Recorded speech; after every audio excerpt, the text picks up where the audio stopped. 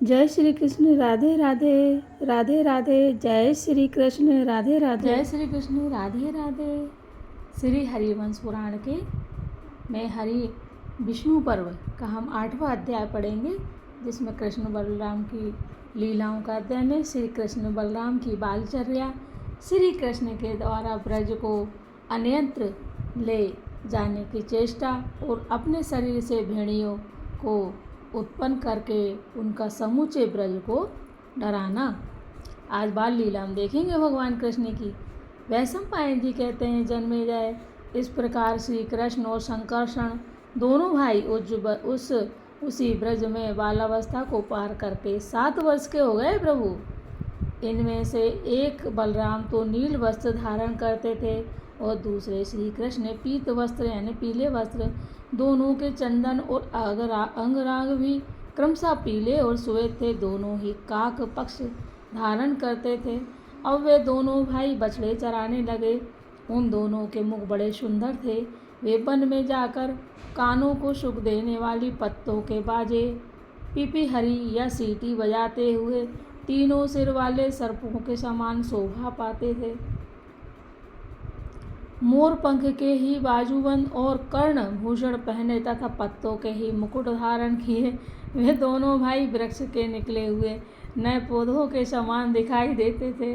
उनका पक्ष स्थल वनमाला से व्याप्त था। कमल पुष्पों के शिरोभूषण और रस्सी के यगो पवित्र धारण करके वे दोनों ग्वाल वालों के समान मुरली बजाया करते थे। बोलो मुरली मनोहर लाल की जय।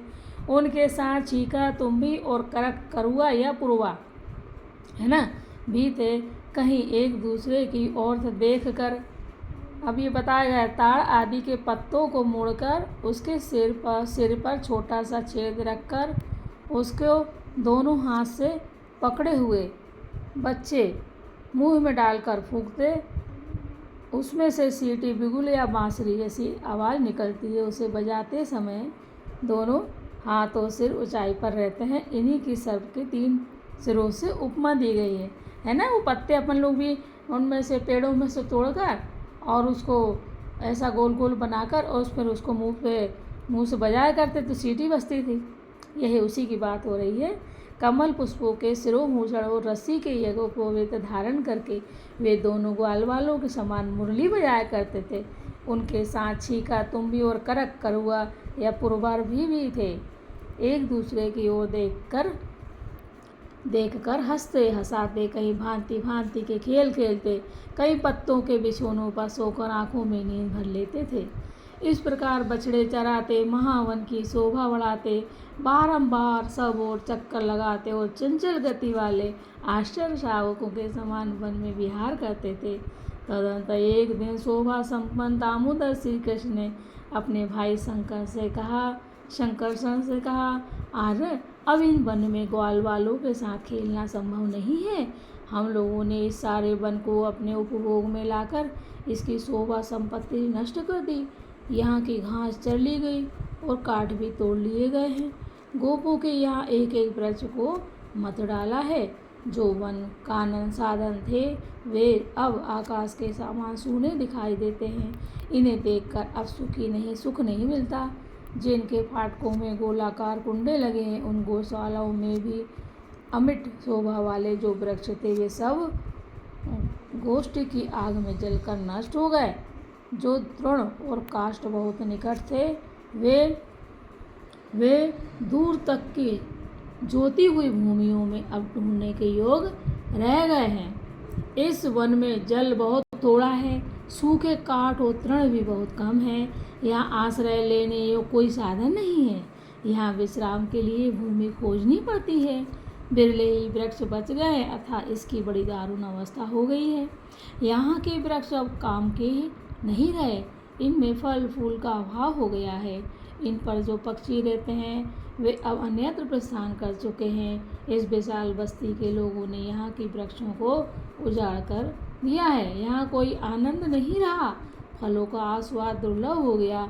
वहाँ वायु का चलना भी निष्फल है, क्योंकि ना तो वह सुगंध देती है और ना ही फल ही गिराती हैं। इन दोनों वस्तुओं का यहाँ सर्वदा अभाव है। पक्षियों से रहित है सूना वन, बिना व्यंजन के भोजन की भांति अच्छा नहीं लगता। यहाँ के सूखे काठ और इस वन में होने वाले साग प्रतिदिन बेचे जा रहे हैं। यहाँ जो ढेर के ढेर तृण थे उनका उच्छेद हो गया है, यानी वो नहीं है। इससे यह घोष वज्र नगर के समान जान पड़ता है। पर्वतों का भूषण है घोष्ट, घोषों का भूषण है वन और वनों का आभूषण है गाय। वे गाय ही हम लोगों की परम गति सबसे बड़ा सहारा है। अतः अब हम दूसरे वन में चलें जहाँ नई नई घास और ईंधन की अधिकता हो। हमारी गायों उन नई नई घासों को चरना चाहती हैं जो अब तक चरी नहीं गई हैं। अतः जो ब्रज धन से संपन्न हो वे उस वन में चले जहाँ नई नई घास उपलब्ध हो, जिनमें दरवाजे बंधे गए हों और चारों ओर से बाड़ लग गए हैं, जहाँ स्थायी घर बन गए और खेत कर लिए गए हैं। ऐसे ब्रजलोक में अच्छे नहीं माने जाते। उन्मुक्त विचरने वाले हंसों के समान बंधन रहित होकर विभिन्न स्थानों में घूमते रहने वाले ब्रज ही श्रेष्ठ हैं। उन्हीं गोबर मूत्रों के ढेर पर जो तृण पैदा होते हैं अथवा अन्यत्र पैदा हुए तृणों पर जब गोबर गोमूत्र पड़ते हैं तब उनमें क्षार एवं रासायन के गुण आ जाते हैं। अतः गोएं उन घासों को चाह से नहीं खाती है तथा वे तृण दूध के लिए भी हितकारी नहीं होते। देखो कितना बड़ा उन्होंने रीजन बताया है, कारण बताया। आजकल इस वन की सारी गलियां स्थल सी हो गई है, उनमें घास फूस का नाम भी नहीं रह गया। अतः चलिए हम दोनों गायों के साथ नूतन वन श्रेणियों में विचरें। अब शीघ्र ही यहाँ से ब्रज को अन्यत्र ले जाना चाहिए। सुना जाता है कि वृंदावन नामक एक वन बड़ा ही रमणीय है। वहाँ पर्याप्त घास फैली हुई है, वहाँ के वृक्षों में स्वादिष्ट फल लगे हैं और वहाँ का जल भी सुस्वादु है। उस वन में ना झींगुर को झिल्लियाँ का है, ना झिल्लियाँ झींगुर है, ना कांटे। उसमें सभी वन संबंधी गुणों का संयोग है। वहाँ अधिकतर कदम के वृक्ष हैं तथा वह वन यमुना के तट पर ही स्थित है। उसमें सदा स्निग्ध एवं शीतल वायु चलती रहती है। वहाँ सभी ऋतुओं का, अब देखो यमुना जी के किनारे जाने की तैयारी है इनकी, हैं। वहाँ सभी ऋतुओं का निवास है। वह वन बड़ा सुंदर एवं सुखद है। वहाँ गोपियाँ बड़े सुख से सब और विचर सकती हैं। वृंदावन के भीतरी भाग में और भी बहुत से विचित्र एवं मनोहर वन है। वहाँ गोवर्धन नामक महान पर्वत है। बोलो गोवर्धन पर्वत की जय हो। जो उस वन से अधिक दूर नहीं है। उसके बड़े बड़े शिखर हैं। जैसे नंदन वन के पास मंदराचल की शोभा होती है, उसी प्रकार वृंदावन के निकट गोवर्धन सुशोभित है। वृंदावन धाम की जय हो। उस वन के मध्य में विशाल शाखाओं से सुशोभित एक बरगद का वृक्ष है जो 1 योजन ऊंचा है। उसका नाम है भांडीरवट। वह आकाश में श्याम मेघ के समान शोभा पाता है। जैसे नंदनवन के बीच में सरिताओं में श्रेष्ठ नलिनी प्रभावित होती है, उसी प्रकार वृंदावन के मध्य भाग में सीमंत सा बनाती हुई कालंदी बहती है। हम लोग वहाँ चलने पर गोवर्धन पर्वत, भांडीरवट तथा रमणीय कालंदी नदी का सुखपूर्वक दर्शन करेंगे। वहीं चलकर इस ब्रज को बसाया जाए और इस गुणहीन वन को छोड़ दिया जाए। भैया आपका भला हो, कोई नवीन कारण उत्पन्न करके हम इन ब्रजवासियों को डरावें। बुद्धिमान वसुदेव नंदन श्री कृष्ण ऐसा कह ही रहे थे कि उनके रोम रोम से सैकड़ों भयानक भेड़िए उत्पन्न होने लगे।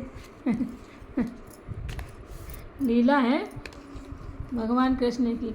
जो रक्त मांस और वसा का आहार करने वाले थे, उनके चिंतन करते ही सब और सैकड़ों भयंकर वृक्ष निकलने पड़े थे। ब्रज को वहाँ से उजाड़ने के लिए जब श्री कृष्ण की इच्छा के अनुसार बहुत से भेड़िए प्रकट होने लगे, तब उन्हें देखकर गाय, बछड़ों, मनुष्य तथा गोपांगनाओं में अथवा यूँ कहिए संपूर्ण ब्रज में महान त्रासद छा गया। वे भेड़िए 5, 10, 20, 30 तथा 100 के झुंड बनाकर श्री कृष्ण के अंगों से निकल रहे थे। वे सभी श्री वत्स के चिन्ह से सुशोभित थे। श्री कृष्ण के अंगों से प्रकट हुए वे काले मुख वाले गोपों का भय बढ़ा रहे थे। वे बछड़ों को खाते, गौओं के झुंड को त्रास देते तथा रात में बालकों का अपहरण कर लेते थे। इस प्रकार भेड़ियों द्वारा वह ब्रज उजाड़ा जाने लगा। उस समय वन में जाना, गौओं की रक्षा करना, वन से कोई वस्तु ले आना अथवा नदी को पार करना असंभव हो गया। वे सब के सब भयभीत थे। उनका चित्त उद्विग्न हो गया था। वह कहीं भी आ जा न सके, डर के मारे केवल उस वन में ही बैठे रहे। इस प्रकार बड़े हुए व्याघ्रतुल पराक्रमी भेड़ियों ने सारे ब्रज को निश्चेष तथा एक स्थान में ही सीमित रहने वाला बना दिया। यह भगवान कृष्ण की लीला। वहाँ जाना था उन्हें वृंदावन जाने जैसे। इस प्रकार श्री महाभारत के खिलवाड़ हरिवंश के अंतर्गत विष्णु पर्व में बाल लीला प्रसंग में ब्रक दर्शन विषयक 8वां अध्याय पूरा हुआ।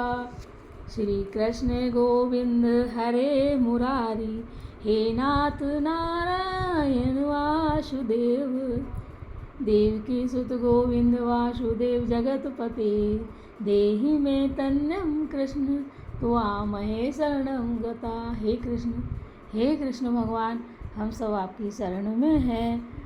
हम पे और हमारी परिवार पे कृपा बनाए रखें, सभी के मनोरथ पूर्ण करें। जय श्री कृष्ण। राधे राधे, राधे राधे, राधे राधे, राधे राधे, राधे राधे।